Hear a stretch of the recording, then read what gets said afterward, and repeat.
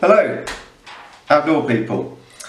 Just going to do a quick review of a light that I've had for about 18 months now. This is the Zebralight H302W, or the H302 Warm. It's a CR123A powered light, which means you're going to get a higher energy density than you would with an AA battery. Slips in like that. It's got a huge 120 degree beam, pure flood, no hotspot. It has a warm tint for better colour rendition, so when you're outside, the greens and browns in the woods and on the hillside, they're really going to pop out at you and be easy to see. It's got a huge range of outputs. I'll be delving into those in a bit. There's such a variety of outputs with this thing, it's incredible. Lots and lots to talk about with those outputs, and I'll be showing you them with the beam profiles as well shortly. It's made of anodised aluminium, nice and tough. It's waterproof to IP7, so not IP8 but IP7, but that's still dunkable. You can dunk this in shallow water and it will still be okay, still be fine. Just made a few notes here. So it comes with a pocket clip and the Zebralight headband. Headband's really good quality, and the light just slips through the silicone rubber bit here, and the pocket clip just clips on like that. One small gripe: some people may like the clip to be reversible. Admittedly, I would like that as well. You can carry the light head up, head down in the pocket. In practice, it doesn't cause me too many problems, to be honest with you. So on a night hike, I normally wear it on the rucksack, and it goes on the front of my rucksack just like that. Just hangs there perfectly. It's really good for reading the map. Is this light with its huge flood beam. What I'm going to do now is just try and gently explain the modes without going completely overboard. Okay, so just pop that there. I prepared this little sheet earlier.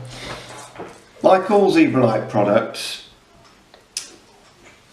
you hold down the button to cycle through low, medium and high. What we have here, L1, M1 and H1. These are preset, non-programmable. So we hold the button down and it will just go boof, boof, boof, boof, boof, boof, in a circle like that. What we also have are some two modes, L2, M2 and H2, and these are fully programmable. Within each of these you have 2 or 3 outputs to choose from, which is really nice. You can pick the outputs that you like. Brilliant. How we get to those,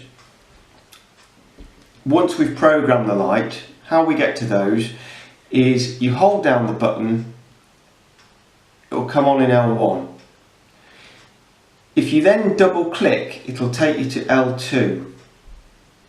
If you then double click again, it will take you back to L1.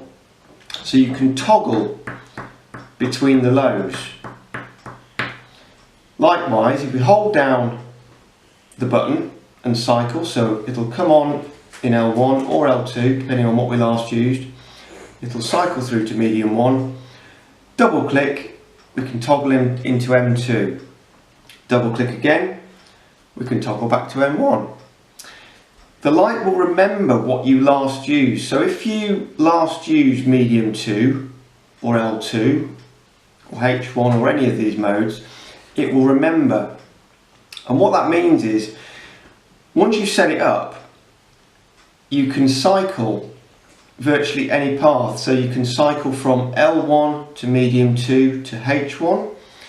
You can start in L2, cycle to M1, and H1, or you can go this way or this way just by holding down the button.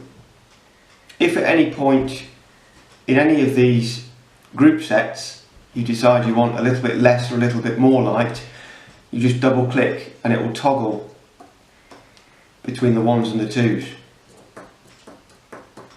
It's a really nice UI, and it's pretty intuitive once you've got to grips with it. What we're going to do now, we're just going to do a little indoor beam shot. It's still daytime, but I've got a dark corridor. I can just show you the beam profile before we get to the nighttime beam shots. Okay. Right guys, I found the darkest place I can and closed the curtains. We've got a white wall in front of us here, and if I just turn the Zebralight on, there is the 120-degree beam profile. Real floody beam, pure flood, no hotspot at all with this. Not sure if the camera's picking up the tint of the beam. To my eyes, it is a very light whitey brown. Makes everything look very warm and cosy. Particularly nice inside a tent. Beautiful beam profile. Lovely for task and proximity work. So we'll cut to the nighttime beam shots in a moment, and show you this on the higher outputs as well. Okay, it's now become night time, and we're going to start by looking at some of the lower modes of this light, and then I'm going to do a bit of a walk out in front of the camera and show you the higher modes as well.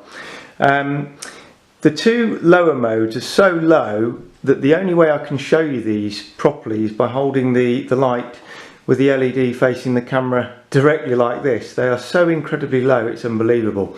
So what I'll do now, I'll turn out the light and we'll check those out.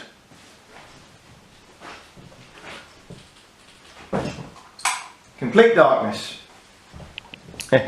Okay, so this is L2. This is the lowest mode I have the light set to, and I have it set to 0.37 lumens at the moment. You can get them lower than this. There's another two lower levels than this, but for my own personal practical purposes, I found that 0.37 lumens was about the minimum I wanted to go down to. So just to show you my hand there, the light is about 20 centimeters from my hand there. So it's a great level of light just to wake up in the middle of the night, you know, without disturbing your night vision. You're not going to blind yourself. You can get up in the middle of the night and without waking up your other half and not disturbing their sleep. It's a good level of light just to get up when you've just got out of a deep sleep type thing. Cranking up the power, double clicking now, I'll take it to L1, which is default at 2.5 lumen. There we go. You can see there's quite a bit more light coming out of that, and if I pull the light back, move my hand out a bit, I've now got a distance of about half a metre between the light and my hand, and this is perfect for walking around a room at night when your eyes are adjusted to the darkness. So what I tend to do is if I wake up in the night, turn it on to L2, the lowest mode I have it set to, and then once I've got out of the room where my wife is, I crank it up to this level and I can navigate down to the kitchen to get a drink or into the bathroom without any problems at all.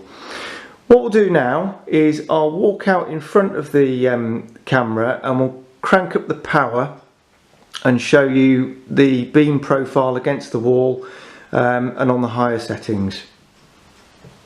Okay, just walking out in front of the camera now. I have the light set on to medium 2, which is 22 lumens, and this is a nice level of ambient light just for inside the tent and for reading as well. and also for outside the tent for just a general mooch around if you need to check your guy lines, tent pegs, that sort of thing. It's a nice level. Cranking up to medium 1, which is a default setting, non-programmable at 50 lumen. There we go. This, you can really see the width of the beam now. This is 120 degrees. I can see everything around me. If I hold my head horizontally, just by moving my eyes, I can see my feet, I can see up there and to the left and right perfectly well. This is a great level of light, the 50 lumen setting, for setting up the tent. If you get to your wild camp site just a little bit too late and it's dark when you get there, nice floody beam like this, just what you need to set up the tent, and the 50 lumen setting is perfect for that. So cranking up to the higher levels now, we're going to go to H2, which I've preset to 100 lumen. There we go. Don't tend to use it too often. I like to conserve my battery life when I'm out in the field, but this will still last for 4 hours. It's a cracking runtime really for 100 lumen. Brilliant for you know, if you just really need that extra amount of light.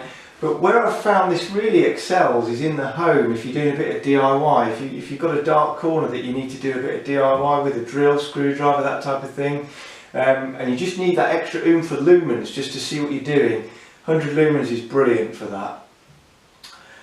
Just cranking up to the high setting now, which is H1, 446 lumen. It's quite impressive. Here we go. There we go. Look at that. Phenomenal amount of light. If I just take a step back, you can see this 120 degree beam just lights up the entire room. Hardly ever use it, but when I do, just to remind myself how bright this little headlamp is, I'm always truly amazed at how many lumens this little thing can kick out. 446 lumen, absolutely brilliant, fantastic. What I'll do now is turn off, and I'm just going to show you, when you do turn the light off, the inside of the bezel is actually glow in the dark, which is great, isn't it? I mean, if you're in the tent, you've used the light, you put the light down to the side, you go to sleep, you wake up at 3-4 AM, you need a bit of light, you can find it no problem. And turn it on in low straight away without damaging your night vision, without really annoying your tent buddy. It's just brilliant. So you can always find this light, absolutely brilliant. So I hope you enjoyed that basic overview of the Zebralight H302 warm. I wanted to give you just a basic bit of info. That this is by no means an in-depth review. There are plenty more videos on YouTube discussing this light hugely in depth. Please have a look at those. What I really wanted to do for you was to show you the beam profiles of this light, and also to show you just how low it actually can go. Absolutely great piece of kit for outdoor use. This will be coming with me on my wild camps, and I can't wait to show you it in action as well. Hope you enjoyed watching that, guys. Thanks a lot. Take care. Bye bye now.